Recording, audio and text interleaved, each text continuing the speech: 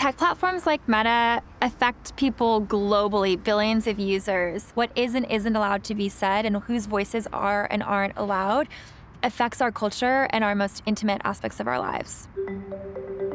Facebook and Instagram systemically reject advertisements about women's health despite allowing men's erectile dysfunction and other men's health advertisements. For a long time, Meta didn't answer the question of why erectile dysfunction and premature ejaculation ads were allowed, but menopause ads weren't. And typically when they're asked for comment in a newspaper, they often say that it's a mistake, but they haven't fixed the practices.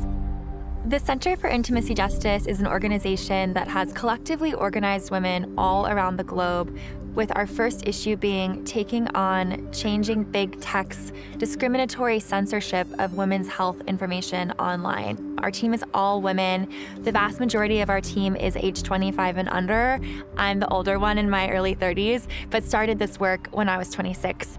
I started business school asking this question of how can we use business and technology to affect change, because I was in the heart of Silicon Valley. And when I started interviewing women who were starting companies to take on shame and stigma and expand access to healthcare and information, every single one of them, 100%, said that Facebook or Instagram had rejected their ads. These were for topics like menopause, pelvic pain, menstrual health, contraception, fertility, sexual wellness.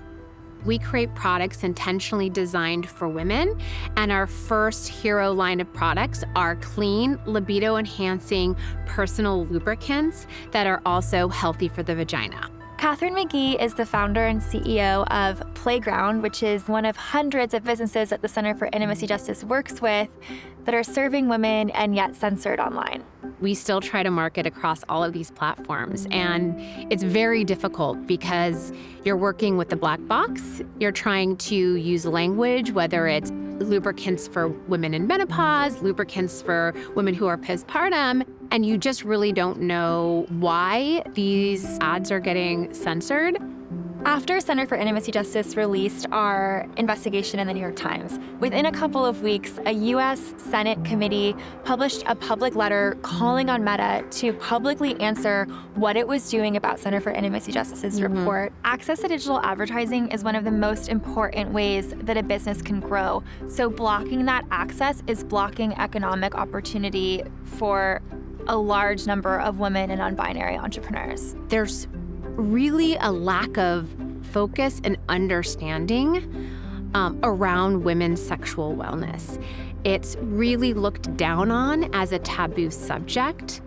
We've been organizing through investigations, media strategy, digital campaigns, and a number of activism strategies to galvanize a global change and actually change tech policies and practices. This year, we've gotten a number of U.S. Congress people to publicly speak out and call on the U.S. Federal Trade Commission asking the FTC to take action. So we've been able to get a lot of policy follow-up actions to the investigation itself. Responsible tech is a movement that is working to create more equitable practices at big tech platforms like Amazon, Meta, Google, TikTok. Technology is like oxygen for those who have access to the internet. It affects so many other issues. The algorithms, the policies, the practices have to be equitable in order to not perpetuate harm in people's lives globally.